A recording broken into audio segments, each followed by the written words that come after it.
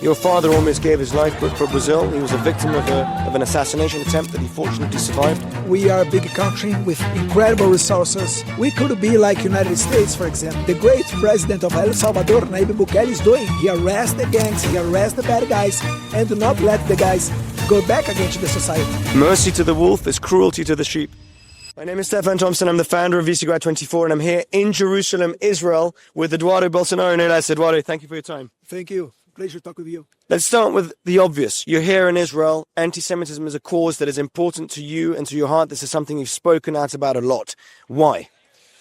Because it's not only about the Jewish people. When you talk about anti-Semitism, it is a kind of racism. And when you look for Israel, Israel is in the front line preserving all of the freedom and democracy and the world as we know. I mean, I'm talking about more than 2,000 years of civilization in the West.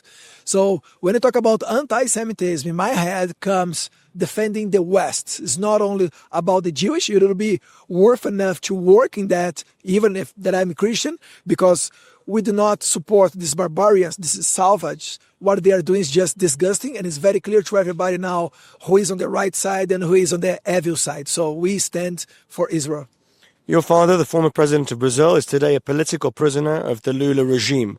When your brother takes power, what is it that you will do in terms of foreign policy to realign Brazil, to bring it back into the Western fold? What is your strategy regarding bringing Brazil back away from Russia, from China, and back to the fold of Western civilization, Eduardo?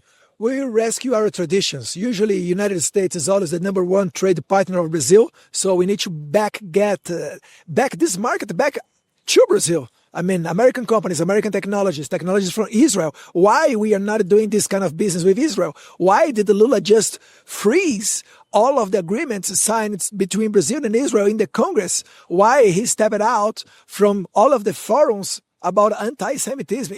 It's not worth to the Brazilian people. No one is asking him to stand together with these such terrorist groups like Hamas, Hezbollah, that they're fully in Venezuela, working with the drug cartels. So we need to reshape, and to reshape a country with the size of Brazil, it's very good that we need to have this partnership.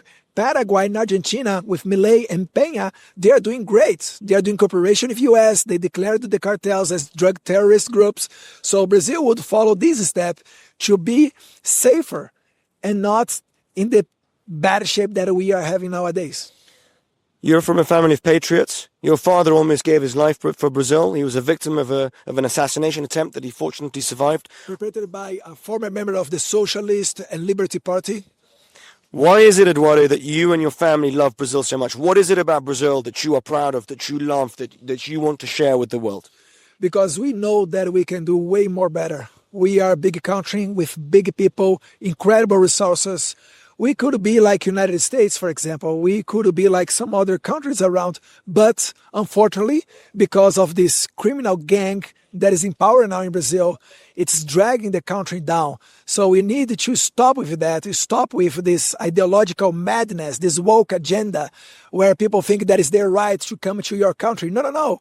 Our country is our house. We must have some rules to respect, like they are doing in Poland, in Hungary, about the immigration. So as a result, you do not have terrorist attacks there. It's the same thing that Trump is doing in the United States.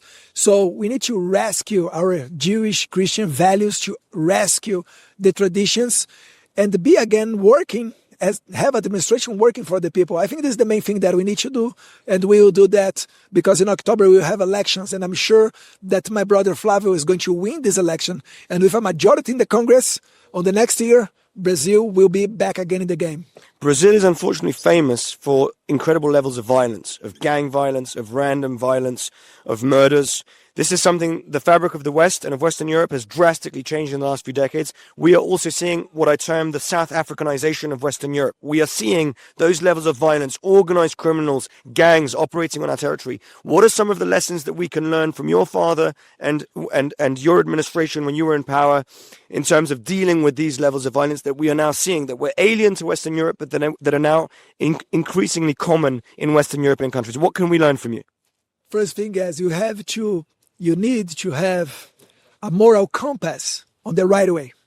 So once you can identify what is bad and what is good, then you have a good start to move on. So during my father's administration, we did some basic things. For example, we let the farmers hold guns, hold rifles. We reduced for hundreds and hundreds every year of farmers' invasions because you have socialist groups organized to invade farms in Brazil. And I'm sure coming from South Africa, you know it very well. Sometimes they kill the farmers.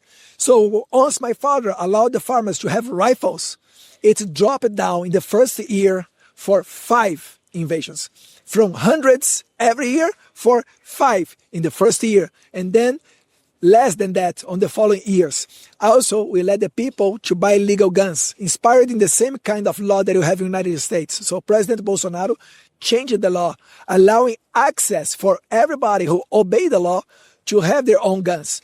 And during my father's administration, we had the biggest drop ever in the whole history of Brazil about murder rates, more than 1/3. You have a very good Wall Street Journal article from John Locke Jr. talking about that. You can Google it and see it. So this is the basic of things. And once you arrest the criminal, let him in jail. Not let him come back to the society all the time. So this is basically what the great president of El Salvador, Nayib Bukele, is doing. He arrests the gangs, he arrests the bad guys, and do not let the guys go back again to the society. So this is the main red lines, the main things that we need to do to start to fix the criminality. In the case of Europe, for sure, secure your borders. Do not let immigrants, illegals go to your country. Select the kind of people that want to work there. For example, why Europe is importing so much people that do not share the same religion, the same values, when you have, I'm sure, good Latins that speak same Latin languages. Romance languages. Yes, come on.